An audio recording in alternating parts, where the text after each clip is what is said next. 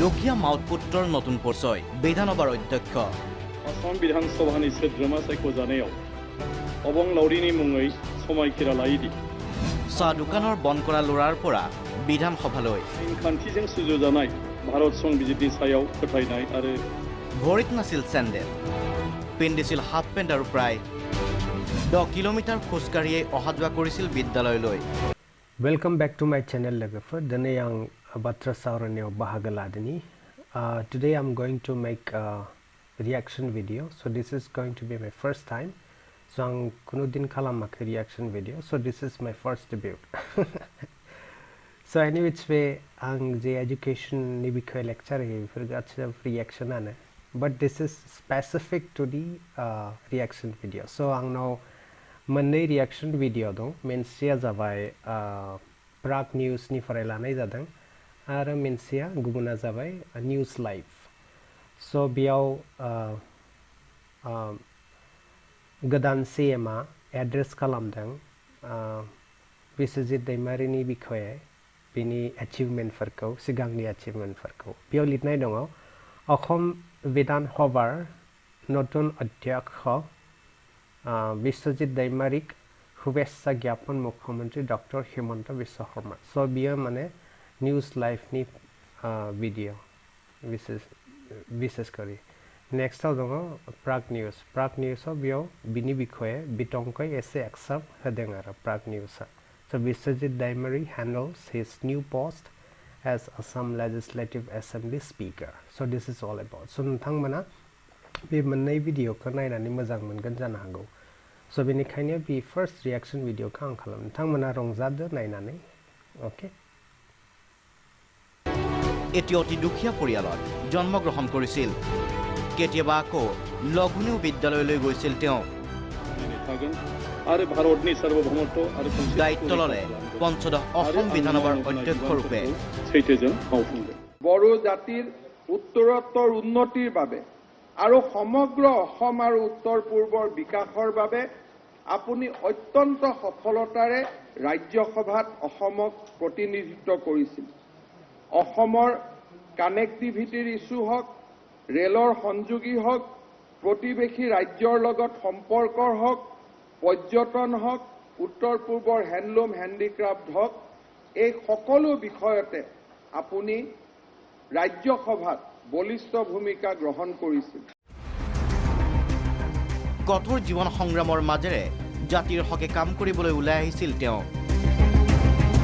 হয় আমি ক'ব বিচাৰিছো পানেৰী সমষ্টিৰ বৰ্তমানৰ বিজেপিৰ বিধায়ক বিশ্বজিৎ দৈমাৰীৰ কথা বাক্সাৰ কুৱাকপুৰত জন্ম বিশ্বজিৎ দৈমাৰীৰ পিতৃ সুৰেন দৈমাৰী আছিল এগৰাকী মাউত মাতৃ ৰাখিনী দৈমাৰী আছিল অতি সহজ সৰল গৃহিণী খেৰো নাছিল নৰাৰে দিছিল ঘৰৰ চালি থকা ঠাইৰ অভাৱত নিশা ভাত খাই চুবুৰীয়াৰ ঘৰলৈ গৈছিল শুবলৈ ছগৰাকী ভাতৃৰ মাজত বিশ্বজিৎ দৈমাৰী আছিল কনিষ্ঠ নাওকটা চকত আছিল নিজৰ ককায়েকৰ এখন সৰু চাহ দোকান বিদ্যালয় ছুটিৰ পাছত চাহৰ গিলাচ ধোৱা চকীমেজ চাফা কৰা বিনা দ্বিধাই কৰিছিল বিশ্বজিৎ দৈমাৰীয়ে পৰৱৰ্তী সময়ত এইগৰাকী ছাত্ৰৰ মনত জাগি উঠিছিল জাতিৰ প্ৰতি তীব্ৰ প্ৰেম বিশ্বজিৎ দৈমাৰী যে আজি অসম বিধানসভাৰ অধ্যক্ষ হিচাপে তেওঁ পদ পাব সেইকাৰণে মই গৌৰৱান্বিত যেতিয়া তেওঁ মোৰ স্কুলত পঢ়ি আছিল সেই সময়ত তেওঁ সঁচাকৈ বৰ ব্ৰিলিয়েণ্ট ষ্টুডেণ্ট আছিল সেই সময়ৰ পৰাই তেওঁ পাকত চতুৰ পৈণত কেইবাটা দিশত তেওঁ আগবঢ়া আছিল মোটামুটি মোৰ সৰু ভাইটি হয় তেখেতে ইমান কষ্টৰ মাজেদি উঠি আহিছে তেখেতে সৰুকালৰ পৰা বহুতো কষ্ট কৰিছে তেখেতে মানে গৰু চৰাইছিল আৰু হোটেলত কাম কৰি পেলাই পইচা উপাৰ্জন কৰিছিল ময়ো মানে চাহ দোকান দিছিলোঁ চাহ দোকানৰ সময়ত তেখেতে কাম কৰিছিল আমি একেলগে মিলিজুলি মানে কাম কৰিছিলোঁ 1988 চনত নিখিল বড়ো ছাত্ৰ সন্থাৰ পৃথক বড়ো ৰাজ্যত দাবীৰে কৰা আন্দোলনত প্ৰত্যক্ষভাৱে জড়িত হৈ পৰিছিল তেওঁ 2001 চনত তামুলপুৰ সমষ্টিৰ নিৰ্দলীয় প্ৰাৰ্থী হিচাপে নিৰ্বাচিত হৈছিল বিপিএফৰ প্ৰাৰ্থীৰূপে ৰাজ্যসভাৰ সাংসদ হৈছিল দৈমাৰী 2020 চনৰ নৱেম্বৰত বিপিএফ ত্যাগ কৰি বাক্সাৰ কুমাৰীকাটাত বিজেপিত যোগদান কৰে পানেৰীৰ বিধায়ক তথা বৰ্তমান অধ্যক্ষ হিচাপে নিৰ্বাচিত হোৱাত উৎফুল্লিত বিটিআৰ অঞ্চল आसाम विधानसभानि सोद्रोमा सायख'जानायाव গোৰেশ্বৰৰ পৰা ৰঞ্জিত ৰাজবংশীৰ সহযোগত নিউজ ডেস্ক প্ৰাগ নিউজ। পোনপ্ৰথমে অসম বিধানসভাৰ সমূহ সদস্যৰ হৈ আৰু বিশেষকৈ ভাৰতীয় জনতা পাৰ্টি, অসম গণ পৰিষদ আৰু UPPL দলৰ আমাৰ সকলো সদস্যৰ হৈ আপোনাক অভিনন্দন জনাইছোঁ, ধন্যবাদ জনাইছোঁ। অসম বিধানসভাৰ অধ্যক্ষৰ পদৰ এক গৰিমা আছে আৰু অসমৰ ৰাজনৈতিক জীৱনৰ, সামাজিক জীৱনৰ কেইবাগৰাকীও বৰেণ্য ব্যক্তিয়ে এই আসনখন ইতিমধ্যে অলংকৃত কৰি আমাক গৌৰৱান্বিত কৰিছে। পাৰ হৈ যোৱা বিধানসভাত শ্ৰদ্ধাৰ সন্মানীয় বিধায়ক হিতেন গোস্বামী ডাঙৰীয়াই অধ্যক্ষৰ দায়িত্ব পালন কৰিছিল আৰু আমি বিধানসভাত যোৱাবাৰ যিসকল বিধায়ক আছিলোঁ সেইসকল বিধায়কে তেখেতৰ নিৰপেক্ষতা আৰু যি অভিভাৱকৰ গৰিমাৰে তেখেতে বিধানসভা পৰিচালনা কৰিছিল তাক আমি অত্যন্ত কৃতজ্ঞতাৰে সৈতে ৰোমন্থন কৰোঁ। সন্মানীয় বিধায়ক হিতেন গোস্বামী ডাঙৰীয়াই যি গৰিমা, যশস্যা আৰু বিধানসভাৰ ভিতৰত আৰু বাহিৰত সংসদীয় গণতন্ত্ৰৰ এক যি প্ৰভাৱশালী গৰিমা বৃদ্ধি কৰিছিল তাৰ এক উত্তৰাধিকাৰী হিচাপে আজি সদনে আপোনাক এই পবিত্ৰ আসনখনত অধিষ্ঠিত কৰিছে। ব্যক্তিগতভাৱে আপোনাৰ লগত থকা মোৰ দীঘলীয়া পাৰিবাৰিক আৰু ৰাজনৈতিক সম্পৰ্কৰ বাবে ব্যক্তিগতভাৱে মই অত্যন্ত গৌৰৱান্বিত যে আপুনি আজি অসম বিধানসভাৰ অধ্যক্ষৰ দৰে এক গৰিমাময় পদত অলংকৃত হৈছে। কিন্তু ব্যক্তিগত বা ৰাজনৈতিক সম্পৰ্কৰ ওপৰতলৈ গৈ আপোনাৰ যি বৰ্ণিল ৰাজনৈতিক আৰু সামাজিক পৰিক্ৰমা, সেই পৰিক্ৰমাৰ আৰু এক সফল অধ্যায় হিচাপে আপুনি অসম বিধানসভাৰ অধ্যক্ষৰ পদ অলংকৃত কৰা সঁচাকৈয়ে অসমবাসীৰ বাবে এক গৌৰৱৰ বিষয়। 1971 চনৰ 4 ফেব্ৰুৱাৰীত এটা সাধাৰণ কৃষক পৰিয়ালত আপুনি জন্মগ্ৰহণ কৰিছিল। আপোনাৰ পিতৃ স্বৰ্গীয় সুৰেন্দ্ৰ দৈমাৰী আছিল এগৰাকী কৃষক আৰু হস্তিৰ বিদ্যাত অত্যন্ত তেখেত নিপুণ আছিল। সৰু অৱস্থাত আপুনি আপোনাৰ পিতৃৰ লগত কৃষি কৰ্মত সহযোগিতা কৰিছিল। আপোনাৰ পৰিয়ালৰ যি এক আৰ্থিক সচ্ছলতা আছিল, আপোনাৰ পিতৃৰ সময়ত সেই সচ্ছলতাই কিছু পৰিমাণে ম্লান পৰিছিল। পৰিয়ালটোৱে আৰ্থিক সংকটৰ সন্মুখীন হৈছিল। আপোনাৰ নিজৰ দাদা বা ককায়ে চাহৰ দোকান এখন আৰম্ভ কৰি পৰিয়ালটো চলাবলৈ আৰম্ভ কৰিছিল। পৰিয়ালৰ নৱমগৰাকী সন্তান হিচাপে আপোনাৰ বয়স অত্যন্ত কম আছিল আৰু সেই চাহৰ দোকানত আপুনি এক প্ৰকাৰ ক'বলৈ গ'লে গিলাচ চাফা কৰি আপুনি আপোনাৰ পৰিয়ালটোৰ আৰ্থিক সচ্ছলতাত কিছু পৰিমাণে হ'লেও সহযোগিতা কৰিছিল। পিতৃৰ পৰা আপুনি হাতী চলাবলৈ শিকিছিল। হাতীৰ মাউতে যেনেকৈ হাতীক বশ কৰে সেই জ্ঞান আপুনি অধ্যয়ন কৰিব পাৰিছিল, হস্তগত কৰিব পাৰিছিল আৰু এটা সময়ত আপুনি হস্তি বিদ্যাত পাকৈত হৈ উঠিছিলে। বিদ্যালয় পঢ়া কালত আপুনি ফুটবলকে ধৰি বিভিন্ন গ্ৰাম্য ক্ৰীড়াত অংশগ্ৰহণ কৰিছিল। বাস্কা জিলাৰ সোৱাগপুৰ প্ৰাথমিক বিদ্যালয়ত প্ৰাথমিক শিক্ষা আৰম্ভ কৰি নাওকাটা মিলন এমি বিদ্যালয়েৰে আপুনি প্ৰৱেশিকা পৰীক্ষা 1988 চনত উত্তীৰ্ণ হৈছিল। কোকৰাঝাৰ মহাবিদ্যালয়ত স্নাতক আৰু মাদুৰাইৰ কামৰাজ বিশ্ববিদ্যালয়ৰ পৰা ৰাজনীতি বিজ্ঞান বিভাগত স্নাতকোত্তৰ ডিগ্ৰী লাভ কৰিবলৈ সক্ষম হৈছিল।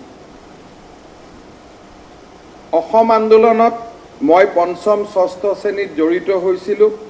ঠিক তেনেদৰে আপোনাৰ যদি বৰ্ণিল জীৱন যাত্ৰাত আমি দৃষ্টি আকৰ্ষণ কৰোঁ, দেখা পাওঁ যে পঞ্চম শ্ৰেণীত পঢ়ি থাকোঁতে আপুনি নিখিল বড়ো ছাত্ৰ সন্থাৰ সৈতে নিজক জড়িত কৰিছিল।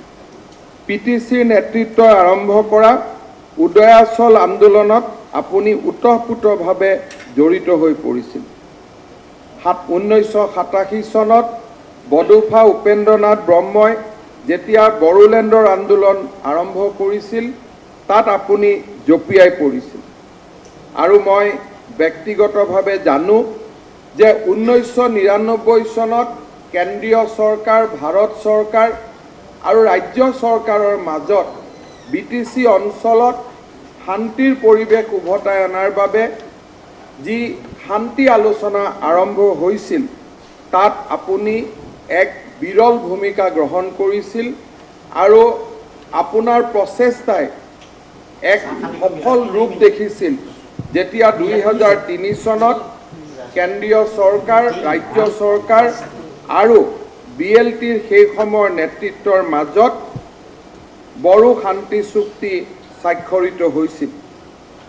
অকল বড়ো শান্তি চুক্তি স্বাক্ষৰিত হোৱাই নহয়, পৰৱৰ্তী সময়ত চৰকাৰৰ লগত দিনে নিশাই জড়িত থাকি বিভিন্ন সময়ত বড়ো শান্তি চুক্তিক কাৰ্যত পৰিণত কৰিবলৈ আপুনি আপ্ৰাণ প্ৰচেষ্টা কৰিছিল আৰু আপোনাৰ প্ৰচেষ্টাই আজি বড়ো ভূমিত এক শান্তিৰ বাতাবৰণ, প্ৰগতি আৰু বিকাশৰ বাতাবৰণ নিৰ্মাণ কৰিছিল, য'ত আপুনি এক বিশিষ্ট ভূমিকা গ্ৰহণ কৰিছিল। উপেন্দ্ৰনাথ ব্ৰহ্মৰ স্মৃতিত 1991 চনত উপেন্দ্ৰনাথ ব্ৰহ্ম এমি স্কুল স্থাপন হৈছিল। তাত আপুনি 1996 চনলৈকে শিক্ষকতা কৰিছিল। শিক্ষকতা আপোনাৰ অতি আপোন হোৱা স্বত্তেও 1996 চনত আন্দোলনত জঁপিয়াই পৰাৰ বাবে আপুনি শিক্ষকতাৰ দৰে কৰ্তব্যৰ পৰা আঁতৰি আহিছিল। 2001 চনত তামুলপুৰ বিধানসভা সমষ্টিত নিখিল বড়ো ছাত্ৰ সন্থা আৰু BLTৰ সমৰ্থনত আপুনি বিজয়ী হৈছিল। 2006 চনৰ পৰা 2008 চনলৈ আপুনি আৰ্ট ফেডৰ অধ্যক্ষৰ দায়িত্ব পালন কৰিছিল। 2008 চনৰ পৰা সিদিনালৈকে ৰাজ্যসভাত আপুনি নিৰবিচ্ছিন্নভাৱে অসমক প্ৰতিনিধিত্ব কৰিছিল। সদ্য অনুষ্ঠিত বিধানসভাত সন্মানিত পানেৰী আসনখনৰ পৰা আপুনি বিপুল ভোটত বিজয়ী হোৱাৰ পিছত ৰাজ্যসভাত পৰা পদত্যাগ কৰি বিধায়কৰ দায়িত্ব আপুনি পালন কৰিবলৈ ওলাই আহিছিল। বড়ো জাতিৰ উত্তৰোত্তৰ উন্নতিৰ বাবে আৰু সমগ্ৰ অসম আৰু উত্তৰ পূৰ্বৰ বিকাশৰ বাবে আপুনি অত্যন্ত সফলতাৰে ৰাজ্যসভাত অসমক প্ৰতিনিধিত্ব কৰিছিল।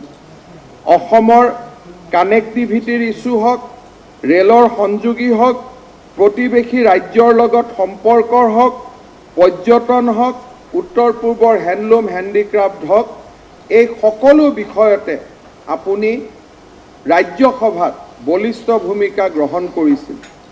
মই ব্যক্তিগত জীৱনত আপোনাৰ লগত থকা সম্পৰ্কৰ পৰা আৰু উত্তৰ পূৰ্বৰ ৰাজনৈতিক ঘটনা প্ৰবাহৰ লগত জড়িত থকাৰ পৰা মোৰ অভিজ্ঞতাৰ পৰা মই জানো যে কি ধৰণে উত্তৰ পূৰ্বত সিঁচৰিত হৈ থকা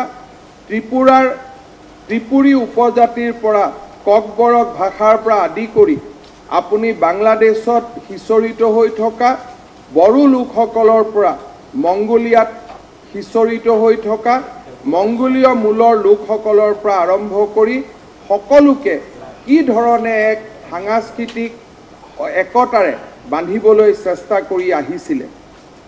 আধ্যাত্মিক দিশত আপুনি অসমৰ আৰু ভাৰতৰ আৰু বিশ্বৰ বিভিন্ন স্থানত সিঁচৰিত হৈ থকা বড়ো লোকসকলক একত্ৰীকৰণৰ বাবে প্ৰয়াস আৰু প্ৰচেষ্টা কৰি আহিছিল। জাতি প্ৰেম, স্বদেশ প্ৰেম, বৃহত্তৰ অসমীয়া সত্তাক ৰাষ্ট্ৰীয় প্ৰেক্ষাপটত উজ্জ্বল ৰূপত দাঙি ধৰাৰ বাবে আপোনাৰ প্ৰয়াস নিঃসন্দেহে প্ৰশংসাৰ পাত্ৰ। আজি আপোনাৰ এই বিশাল অভিজ্ঞতা আৰু আন্দোলনৰ সময়ত অসমৰ জনজাতীয় লোকসকলৰ সমস্যা অত্যন্ত সূক্ষ্মভাৱে অনুভৱ কৰা এগৰাকী নেতা হিচাপে আৰু পৰৱৰ্তী সময়ত অসম আৰু উত্তৰ পূবৰ সমস্যাক ৰাজ্যসভাত অত্যন্ত পাৰদৰ্শিতাৰে প্ৰতিনিধিত্ব কৰা এগৰাকী সফল সাংসদ হিচাপে আজি আপুনি নিজৰ কীৰ্তিমান স্থাপন কৰিবলৈ সক্ষম হৈছে। মই অত্যন্ত গৌৰৱান্বিত যে অসমৰ জনজাতীয় সমাজখনক, বৃহত্তৰ অসমীয়া জাতিসত্তাক আৰু আমাৰ ভাৰতবৰ্ষৰ আধ্যাত্মিক সভ্যতা সংস্কৃতিক প্ৰতিনিধিত্ব কৰা এগৰাকী সফল ব্যক্তি হিচাপে আজি আপুনি আমাৰ মাজত জনপ্ৰিয় আৰু আজি বিধানসভাই কোনো ধৰণৰ প্ৰতিদ্বন্দ্বিতা নকৰাকৈ, প্ৰতিদ্বন্দ্বিতা নোহোৱাকৈ আপোনাক বিধানসভাৰ অধ্যক্ষৰ পবিত্ৰ আসনখনত অধিষ্ঠিত কৰিছে। আমাৰ সন্মানীয় বিধায়ক ফণীভূষণ চৌধুৰী ডাঙৰীয়াই কৈ যোৱাৰ দৰে বিধানসভাৰ অধ্যক্ষগৰাকী সকলোৰে অভিভাৱক। পঞ্চদশ বিধানসভাখনত গৰিমাৰ আৰু বিধানসভাৰ আলোচনাই এক নতুন ৰূপ লওক। আপোনাৰ নেতৃত্বত বিৰোধী পক্ষই সমানে সুযোগ পাওক কথা কোৱা। আপোনাৰ নেতৃত্বত সংসদীয় গণতন্ত্ৰত এক শক্তিশালী বিৰোধী পক্ষই মূৰ দাঙি উঠক, তাক আমি কামনা কৰোঁ। আমি চৰকাৰ হিচাপে সংখ্যাগৰিষ্ঠতাৰ আধাৰত সদন চলোৱাৰ পৰিৱৰ্তে যুক্তি আৰু জাতীয় স্বাৰ্থৰ সপক্ষে থাকি আমাৰ জাতীয় জীৱনক এই সদনে পৰিচালিত কৰক, তাক মই কামনা কৰোঁ, তাক আমি সকলোৱে কামনা কৰোঁ। বিধানসভাৰ অধ্যক্ষ হিচাপে এই বিধানসভাক আপুনি এক নতুন ৰূপ দিয়ক আৰু আমি আমাৰ ফালৰ পৰা আপোনাক সহযোগিতা আৰু আপোনাৰ লগত একেলগে খোজ মিলাই এই বিধানসভাৰ গৰিমা বৃদ্ধিত আমিও যিমান পাৰোঁ বৰঙণি যোগাবলৈ চেষ্টা কৰিছোঁ।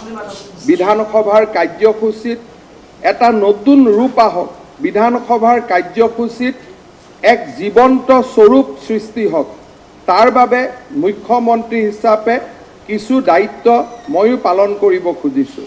বহুদিনৰ পিছত মোৰ লগত যিকেইটা বিভাগ থাকিব, গোটেইকেইটা বিভাগৰ প্ৰশ্নৰ উত্তৰ নিজে দিয়াৰ পৰা আৰম্ভ কৰি বিধানসভাত সম্পূৰ্ণ সময় সদনৰ মাজত অতিবাহিত কৰি এই বিধানসভাখনক এক জীৱন্ত অনুষ্ঠানলৈ ৰূপান্তৰ কৰাৰ বাবে আমি প্ৰচেষ্টা কৰিম। অধ্যক্ষ মহোদয়, সদনত চৰকাৰী পক্ষৰ পৰা মই আপোনাক আশ্বাস দিছোঁ যে যুক্তিনিষ্ঠ আলোচনা আৰু যুক্তিনিষ্ঠ অসমৰ স্বাৰ্থত যুক্তিনিষ্ঠ আলোচনা বিতৰ্ক তাক চৰকাৰী পক্ষই সদায় আদৰণি জনাব। আপুনি আমাৰ পৰা সহযোগিতা পাব আৰু মই ভাবোঁ যে বিধানসভাৰ মজিয়াত দেখা বাল্যতাসুলভ কথা বতৰাৰ পৰিৱৰ্তে এই বিধানসভাই পূৰ্ণতা পাওক, এই বিধানসভাই এক মেচিয়ৰ ভাইব্ৰেণ্ট ডেমক্ৰেচিক ৰিপ্ৰেজেণ্ট কৰক, তাকে কামনা কৰি পুনৰ এবাৰ আপোনাক আমাৰ সকলোৰে হৈ উষ্ণ অভিনন্দন জনাই মই মোৰ বক্তব্যৰ সামৰণি মাৰিছোঁ। ধন্যবাদ। लोगोफोर नोंथांमोना रंजाबायबो जानो हागौ भिडिअ मोननैखौ नायनानै। स' थांनायनि सिगां मोनसे खोथा बुंनो नागिरदों। बेयाव प्रतिदिन टाइम जे दङ निउस पेपार, बेयाव बिसोरो लिरो बेबायदि लिरो, Biswajit Daimary nominated as speaker of Assam assembly. स' नोंथांमोना बेखौ फरायनो हायो, आं एसे फरायनि। स' फर्मार राज्य सभा MP and Paneri MLA Biswajit Daimari has been nominated as the Speaker of Assam Legislative Assembly while Bokazan MLA Dr. Numal Momin has been nominated as the Deputy Speaker of the Assembly. So ntamana bikon aina hago. They are Mr. Deimaria from BJP party ni parai. So ntamana bikon aina hago. So we are proud. This is a proud moment to celebrate. All right. So binikhaina bi reaction video ko ang khalamde. Ntamana CM sahaba ma bunga biko kana songblan jabai. Okhomia ni bungdang. All right. So जों अखमियाखौबो रायज्लायनो रोंनांगोन हिन्दी रायज्लायनो रोंनांगोन आरो बर' प्लास English स' this is मोनब्रै भाषाखौ जों मोजाङै रोंनांगोन अके स' thank you all the best गड ब्लेस यू बाय बाय